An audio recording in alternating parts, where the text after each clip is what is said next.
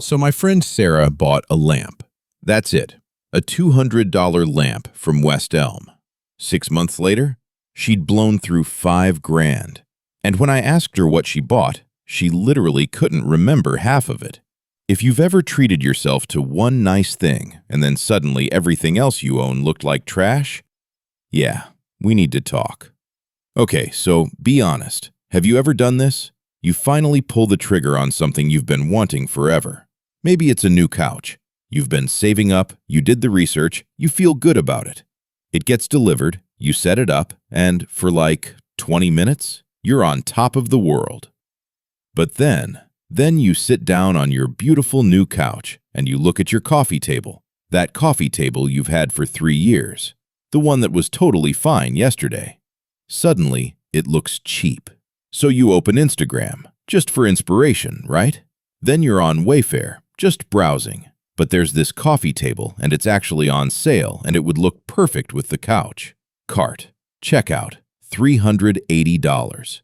Okay, but now your rug looks weird. It's the wrong color, wrong vibe. It's throwing the whole room off. Rugs USA, $290. And you know what? Your lamps are from Target, and they're looking real sad next to everything else. Amazon Prime, 2-day shipping, $160. 3 weeks later, you're standing in your living room, and it looks like a Pottery Barn catalog. But you open your credit card app, $5,800, and you feel sick. Because you weren't trying to redecorate. You were just buying a couch? What the hell happened? Okay, here's the thing. Your brain did something to you, and it's not your fault, but you need to know about it. Ready? It's called the Diderot Effect, and I promise this story is worth it. So back in the 1700s, there's this French philosopher, Denis Diderot. Broke as hell, like eating bread for dinner broke. Then one day, someone gifts him this absolutely gorgeous scarlet robe. Luxurious, fancy, the kind of thing he could never afford himself. He puts it on. Feels like royalty. But then, he looks around his study. His old desk looks like firewood. His chairs? Garbage. His whole room suddenly feels like a joke next to this robe. So what does he do? He replaces everything. New desk, new chairs, new artwork, new bookshelves. He goes full Marie Kondo, except instead of getting rid of stuff, he's buying stuff. And he ends up completely broke, again. He was so messed up about it, he literally wrote an essay called, I'm not making this up, Regrets on Parting with My Old Dressing Gown. He regretted the robe because of everything it made him buy. Sound familiar?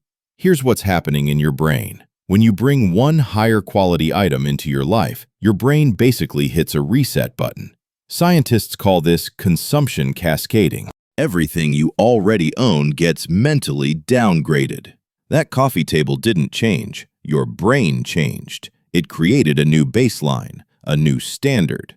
And now, everything has to match that standard. Your brain hates mismatch. Psychologists have a fancy term for it, cognitive dissonance. But basically, when your $2,000 couch is sitting next to a $35 IKEA side table, your brain feels itchy. It's like wearing a tuxedo with Crocs. Something's wrong. So your brain's like, fix it now. And you do, again and again and again. This is why you buy new running shoes and suddenly need the matching sports bra, and the leggings, and the Apple Watch because your Fitbit looks ancient now, and AirPods because wired headphones. What is this, 2015? One purchase, Domino's. Oh, and here's where it gets really expensive. Credit cards. When you swipe plastic, your brain doesn't feel pain. MIT researchers found that people spend up to 100% more, double, when they use credit cards versus cash. So that Diderot Effect cascade, when you're swiping for every just one more thing, yeah, it's on steroids. You're not making bad decisions. Your brain is literally designed to do this. The credit card companies, they know this. They're counting on it. So here's what nobody tells you about buying stuff. Ready? The things you buy don't just cost money. They cost future money. Every upgrade creates a new normal, a new expectation, a new baseline, and your brain will do whatever it takes to maintain that baseline. This is why people making six figures still live paycheck to paycheck. It's not that they're dumb with money. It's that every promotion, every raise, every bonus triggers a Diderot effect. New salary, new apartment. I can finally afford something nice. New apartment, new furniture. Can't have this nice place with my old couch. New furniture, new wardrobe. Got a dress for the neighborhood. New wardrobe, new car. Can't pull up in my 2012 Honda anymore. They're not upgrading their life, they're upgrading their expenses. The trap isn't the first purchase, it's the 20 purchases that come after that you never saw coming. Okay, deep breath. Let's fix this. I'm going to give you 5 strategies that actually work. I use these. They've saved me thousands. Let's go. Step 1.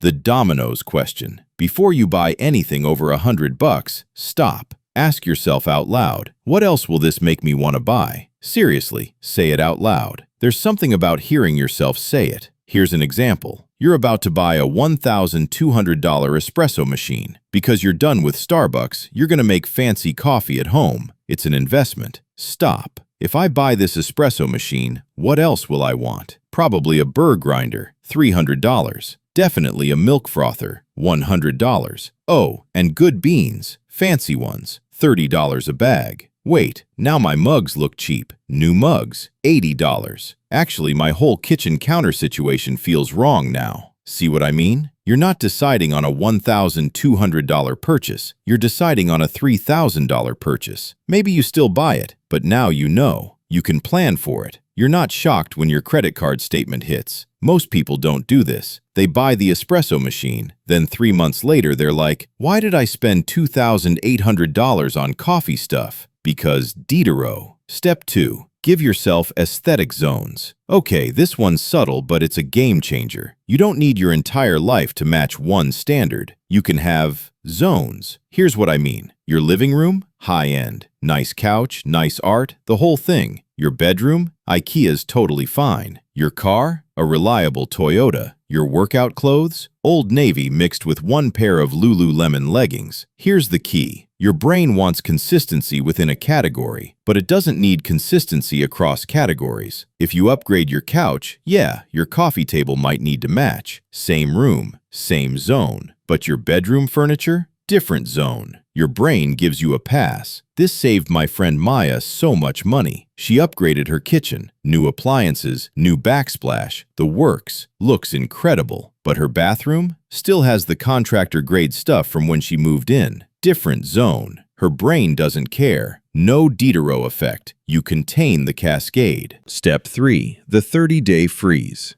This is the one that saved me the most money, bar none. Here's the rule. When you make a big purchase, you freeze all related purchases for 30 days. No exceptions. Bought a new couch? Cool. No other living room stuff for a month. Bought new running shoes? Great. No other workout gear for 30 days. Upgraded your phone? Awesome. No accessories, no apps, nothing for a month.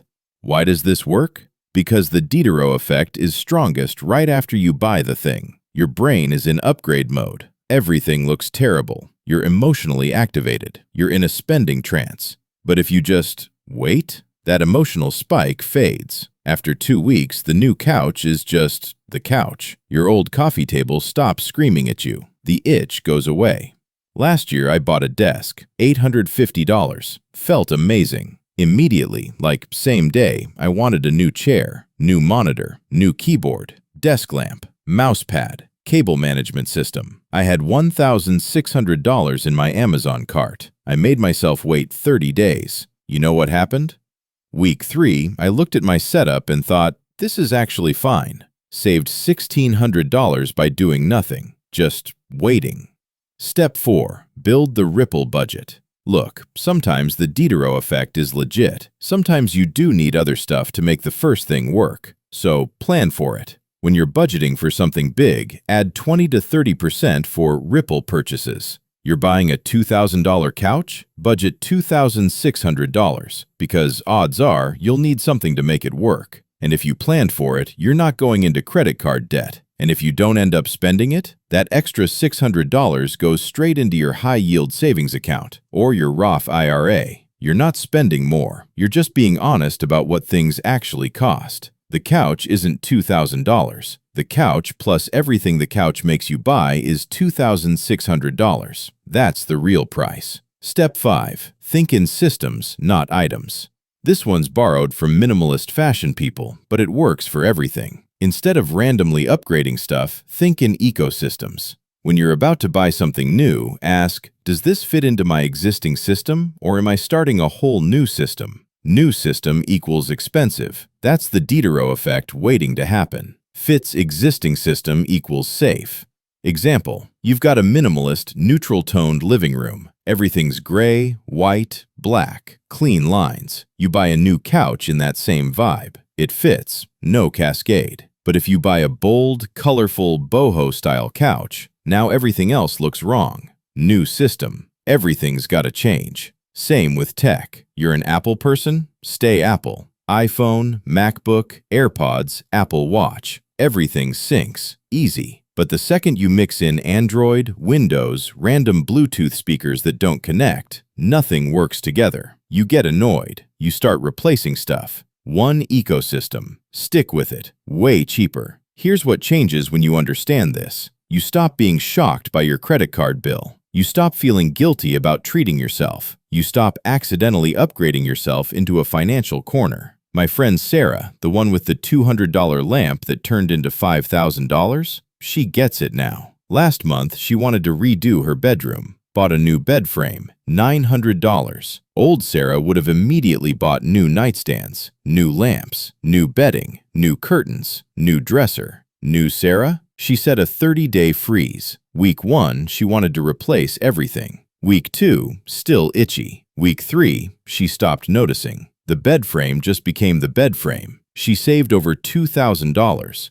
Same person, same income, different awareness. That's all this is. Awareness. All right, your turn. Right now, before you click away, think about the last nice thing you bought. Last week, last month, doesn't matter. Now ask yourself, what else did I buy because of that? Did you upgrade your phone and suddenly need a new case, screen protector, charger, AirPods, maybe an Apple Watch? Did you buy one designer piece of clothing and then your whole closet felt like it came from a dumpster? Just notice. No judgment, just awareness. Because once you see the Diderot effect in your own life, you can't unsee it. And that's when everything changes. Drop a comment. Tell me your Diderot moment. I'm genuinely so curious what your $200 lamp was. Was it a Peloton? A couch? A designer bag? A new car? Let me know. Look, there is nothing wrong with buying nice things. You work hard. You deserve to enjoy your money. I'm not saying live like a monk. But here's the reality. Credit card debt in America just hit $1.1 trillion. 60% of people live paycheck to paycheck. One unexpected expense, one car repair, one medical bill, and people are scrambling. Understanding why you spend money is just as important as what you spend it on. The Diderot effect is real, it's powerful, it's expensive, but now you know, and knowing, that's half the battle. You've got this. Seriously, you do. I'll see you in the next one.